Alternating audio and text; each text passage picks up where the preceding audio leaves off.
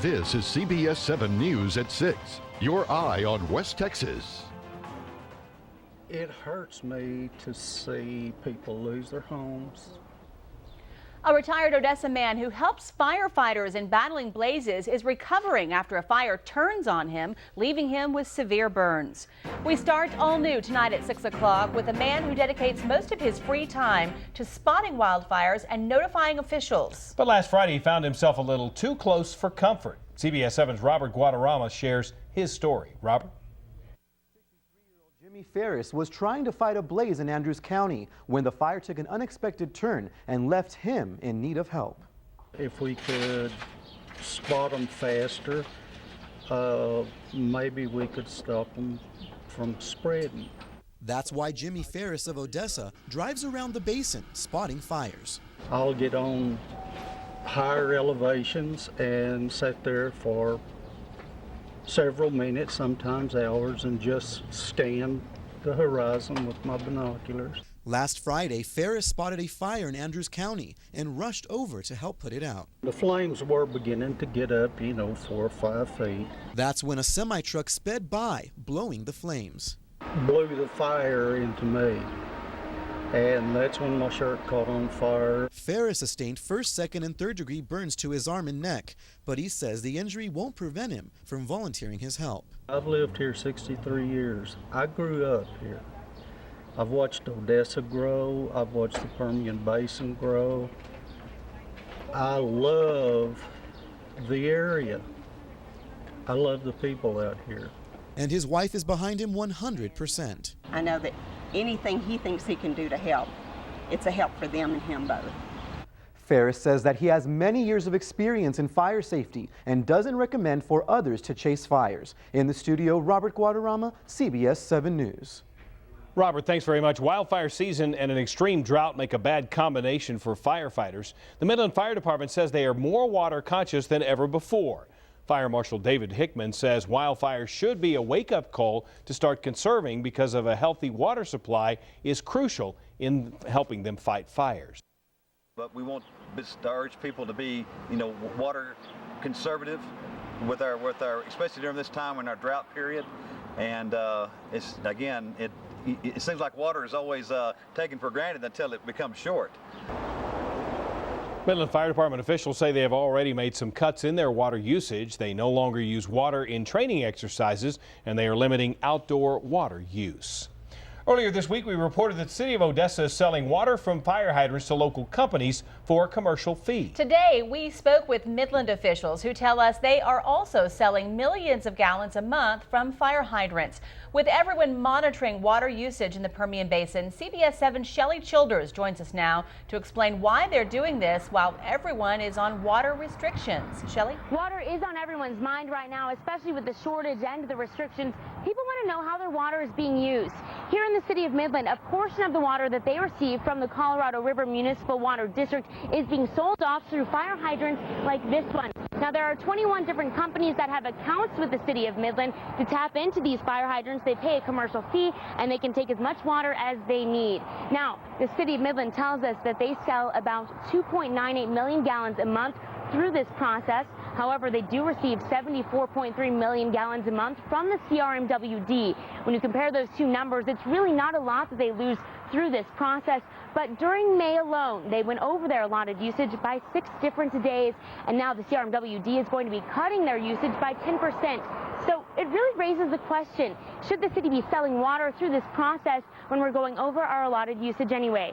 We bring these questions directly to Mayor Wes Perry. We'll have his responses coming up tonight at 10 o'clock. For now, reporting live in Midland, Shelley Childers, CBS 7 News.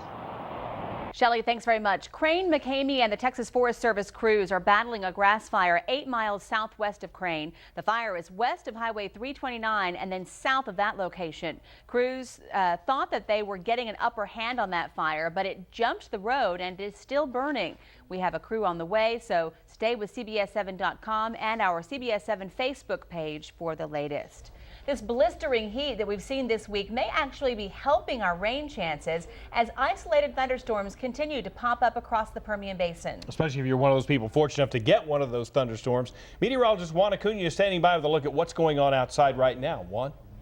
Well, Jay Tatum, as we're getting into the peak point of the heat for today, we have the isolated shower and thunderstorm activity that is beginning to spark up. So that's where we'll start you off on the pinpoint weather 4x4 radar. Right now, the only major storm that's around the area is just to the south of Fort Stockton and just to the north of the folks in Marathon. So as we take a little bit of a closer look at that storm continuing to build across the area, you can see it's just to the north of Highway 90 and right along 385, again just to the north of right around the Marathon folks, and again to east of the Alpine. But that's basically it as far as going on with the rainfall activity. Again, as we get to daytime heat, that's where we're continuing to see the chance of showers and thunderstorms. And as you take a little bit of a closer look at the Crane situation, that fire is again southwest of Crane, and the winds are starting to pick up around that area between 10 to 15 miles an hour. Unfortunately, that's really not good news for the firefighters and the folks battling that blaze. So any type of smoke will hit the western portion of the people around the Crane vicinity. So we are getting some more reports of another fire that has started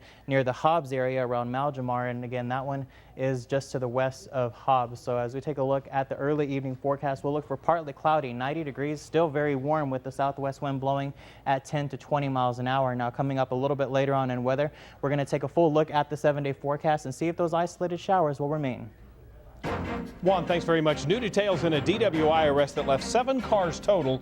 A home knocked off its foundation and caused a lot of chaos in a Midland neighborhood. Ted Daniel Moody is charged with DWI after being arrested earlier this morning. Police say Moody borrowed a truck and ran into several cars. One of those cars hit a home so hard it knocked it off its foundation.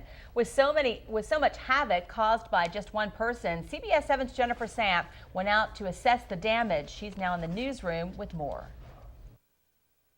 This neighborhood woke up this morning to destroyed cars in their driveways. One home knocked off the foundation and a huge mess. Now they're on edge. Police say it's all because of a drunk driver. And I'm sitting here trying to figure out what just happened. Is someone trying to break in? Was it my air conditioner? And I'm still trying to process this whenever my front door started, the doorbell ringing, banging on my door, yelling my name, and it scared me to death. Sheila Shipp says her home on St. Andrews Drive is out of the way and nowhere near the possibility of being hit by a car. That was true until this morning when police say a truck with a trailer came through the neighborhood at 70 miles an hour. He had a trailer on the back of it, and apparently he was just fishtailing and swapping cars as he came down the street. Police say the driver by the name of Ted Daniel Moody was drunk. He hit a total of 6 cars and 1 trailer on this street with no sign of stopping. The damage is phenomenal. One of the trucks Moody hit flew 200 feet into Sheila's home. Cracks were found inside the kitchen leading from the floor to the ceiling and knocked off a lamp from the counter. And there was a truck rammed into the front of our duplex. Neighbors say they didn't get much sleep as they deal with their insurance companies over damage, but they say they're grateful that is the only thing they're losing sleep over. And all of the neighbors came to the same consensus there that God definitely protected us through this. It could have been so much worse. The residents tell me they are planning a block party to reminisce this morning's events and celebrate the fact that nobody was hurt. In the newsroom, Jennifer Samp, CBS 7 News.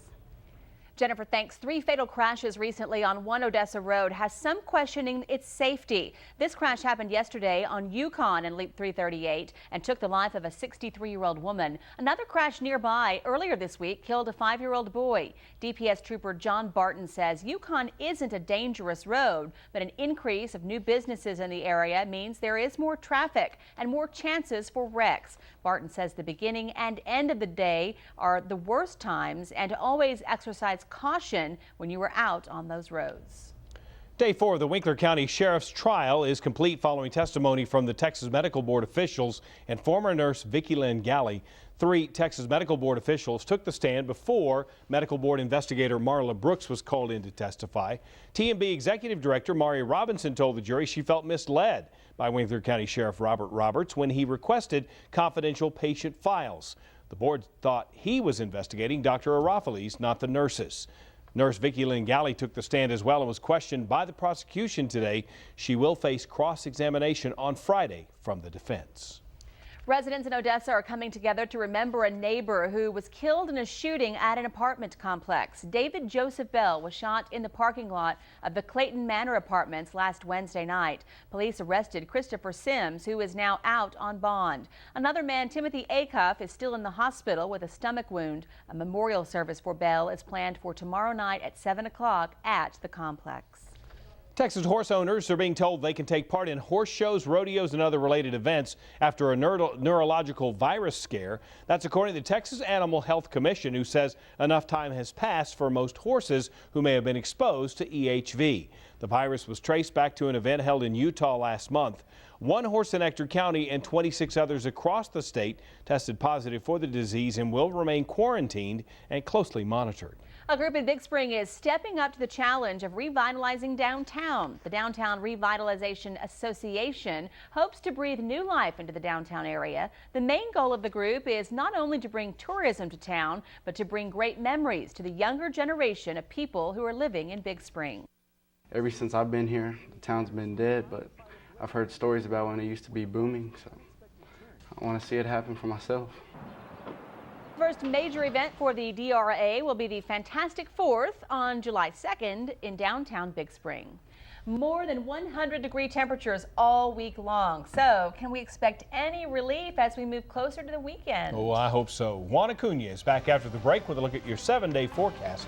You're watching CBS 7 News, your eye on West Texas.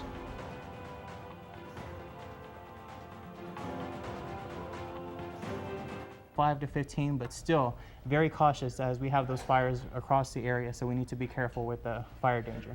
Absolutely. I noticed today not a lot of wind. Not a lot of wind. Really different. That's definitely some good news. So it kind of comes in the evening, so that's where we'd like it to stay. But it is hot. It is hot, most definitely. Juan, thanks very much. Gas prices are hitting everybody hard, but what if you could get some help as they continue to rise? We'll introduce you to one person who's getting just the help he needs. That's coming up after the break. You're watching CBS 7 News, your eye on West Texas.